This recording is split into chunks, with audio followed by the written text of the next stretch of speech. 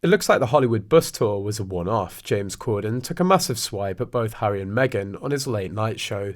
He swipes Meghan's constant need to wear camel and even digs at Harry's constant referencing to his dead mother, and how much his wife is supposedly like her. Another pot shot that he took was how the camel jackets gave the illusion of the wearer believing they were better than everyone else. Meghan has worn camels several times, including in New York, for those who don't get the reference. Harry even wore the colour too. They went to New York to the UN, believing they could walk in with an apparent appointment and just shine, implying because they carried royal titles, they could do whatever they wanted and not get punished. Corden may have referenced the rumour that they were kicked out of the UN building for wearing wires. He also gave Harry the metaphorical middle finger by bringing up his frostbitten penis. Harry appeared to be sporting a secret mic during his visit with Meghan Markle to an iconic Harlem soul food joint in a sign the couple may have been recording their New York tour back in 2021. A telltale wire was spotted poking out from underneath the prince's shirt and trailing into his chino pocket as he leant forward to hug Melba restaurant owner Melba Wilson that afternoon. Other photos taken of the couple's first outing, first to a Harlem school and then onto the local food joint, also suggest Harry was wearing a wire. Harry wore his long-sleeved polo shirt open, revealing a sneak peek of what appeared to be a dark wire around his neck.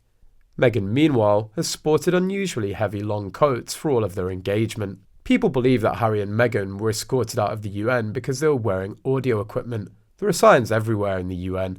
No photography or recording devices allowed. It's not rocket science to read and follow basic rules, especially for someone with a BA degree from Northwestern and a husband a former army captain. Meghan is an American, so she also would have known this rule. Now everyone is fed up with Harry and Meghan, as a royal insider slammed the latest generation of the clan as complainers and whiners. She wouldn't be throwing shade at Harry and Meghan, would she? Lady Anne Glenconner is as blue blood as they come, intimately connected to the monarchy. She was a lifelong friend of Queen Elizabeth and lady-in-waiting to Princess Margaret. In a recent interview, she held nothing back about her contempt for disloyal royals. Her comments come on the heels of Prince Harry's tell-all memoir Spare. Glenconner, whose book, Whatever Next, Lessons from an Unexpected Life, debuted this week, told people that Spare Princess Margaret never betrayed her sister and the heir, Queen Elizabeth. Glenconner said, "I knew Princess Margaret very well, and of course she was a spare for quite a long time, but I mean, she was always completely loyal to the Queen." According to Glenconner, the only thing I ever heard her complain about was that she wished she'd been better educated.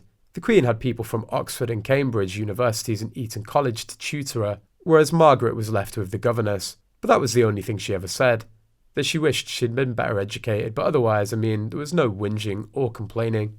Glenconner punctuated her assertion with the current crop of royal whiners by saying, "When I was talking about the young, that's what they do now, they seem to complain and whinge. My generation lived through the war and had a really awful childhood. My parents were away for 3 years, I didn't see them. My father was fighting in El Alamein in Egypt, and my uncle was killed, so when we came out of it we just felt so lucky to be alive.